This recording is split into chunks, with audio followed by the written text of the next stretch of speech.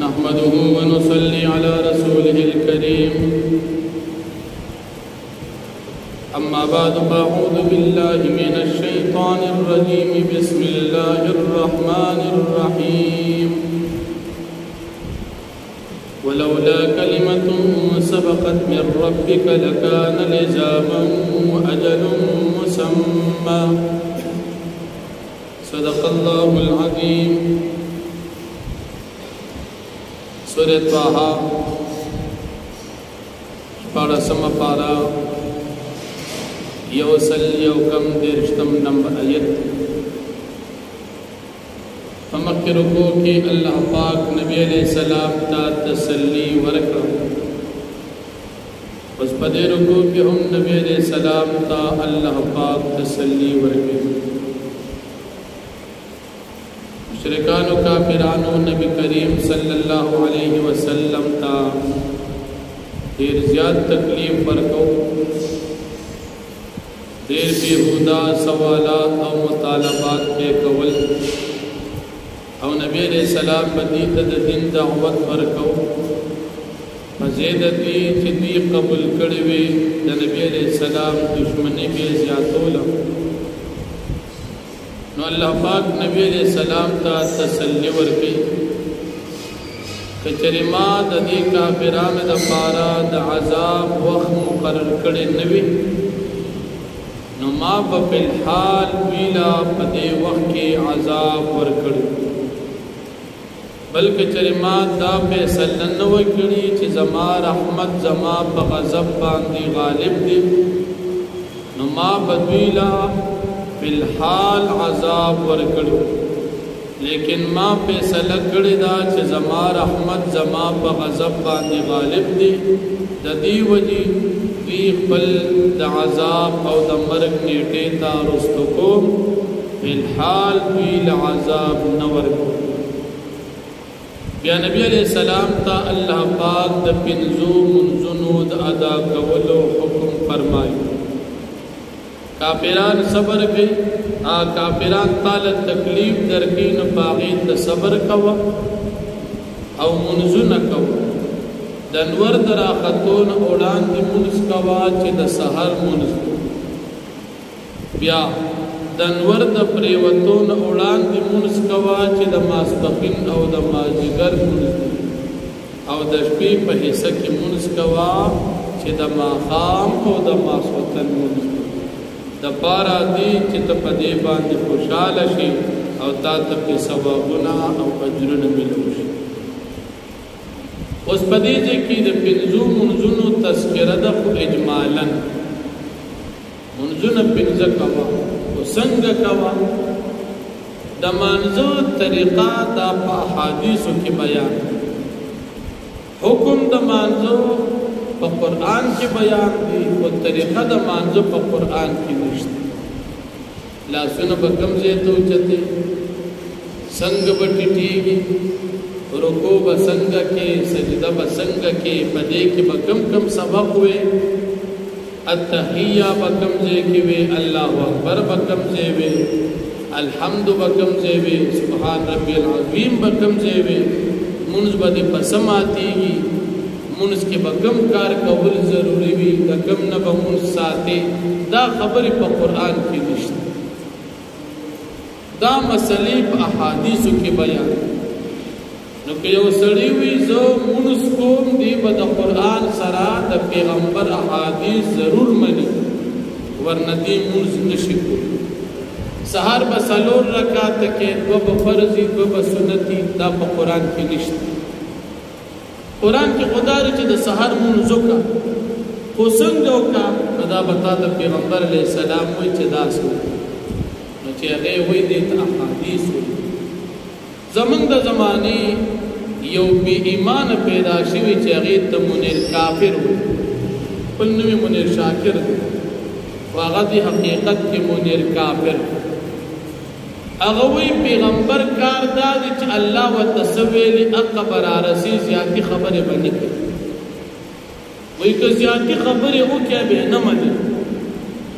لکه اس مثال قرآن اللہ ورک چدا دی خلق و تغور سوا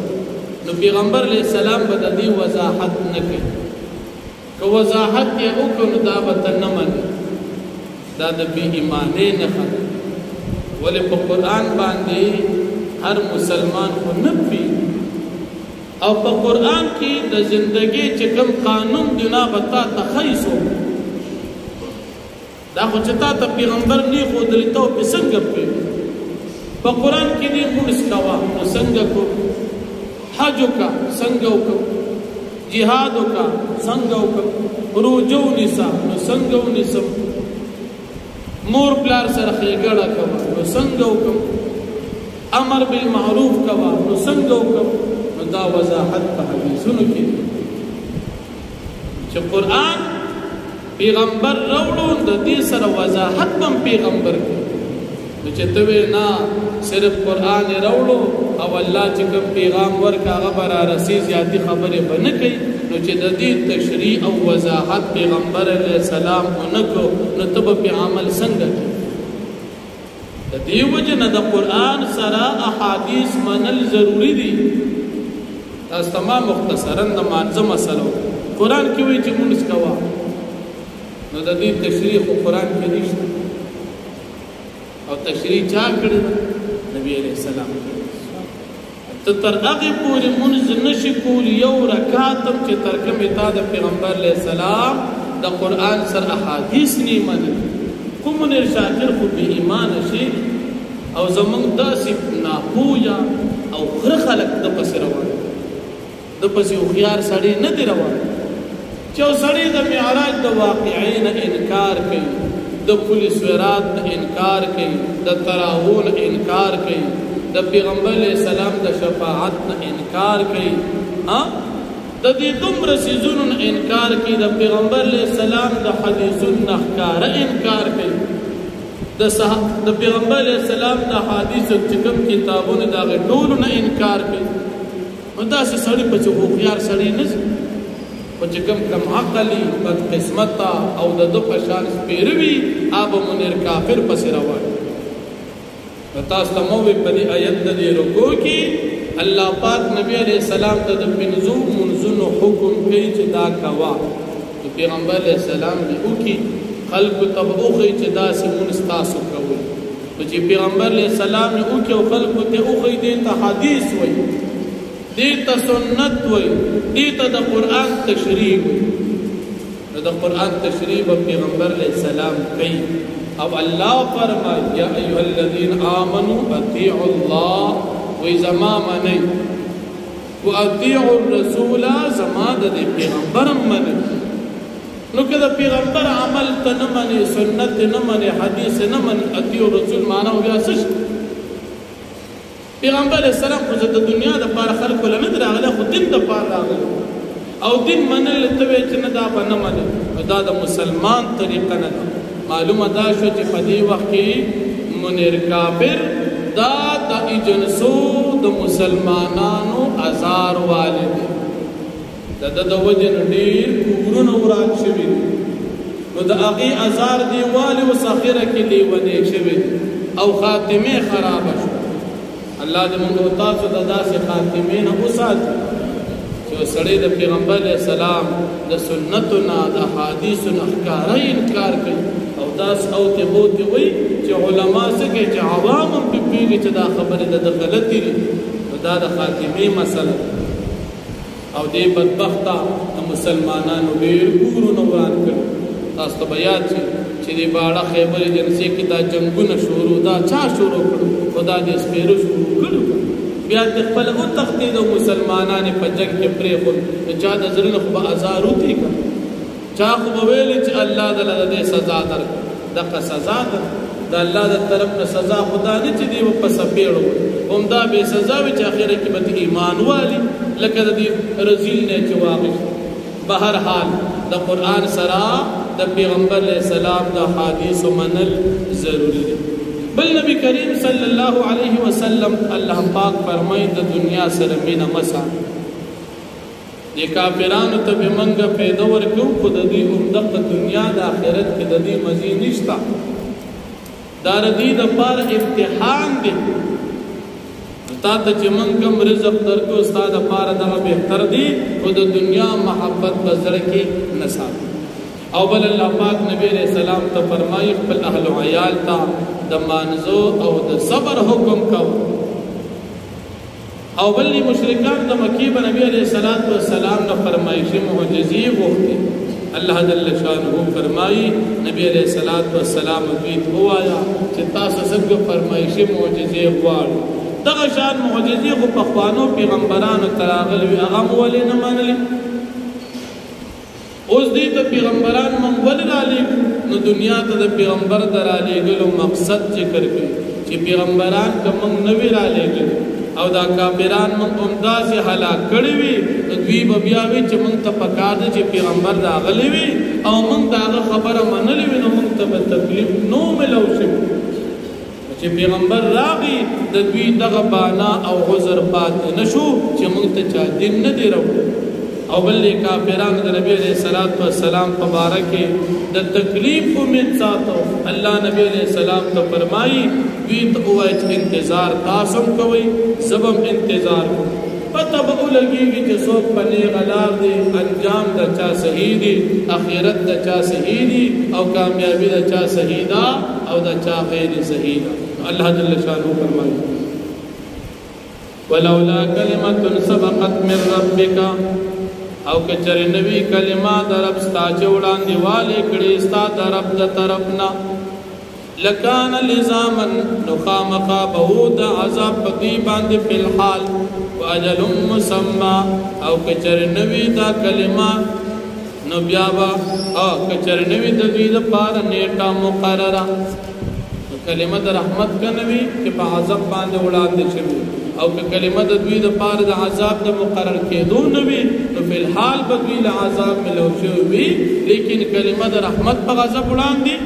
او د دوی دپاره د عذاب وخت مقرر نو فی الحال دوی ته عذاب نه ملاوي.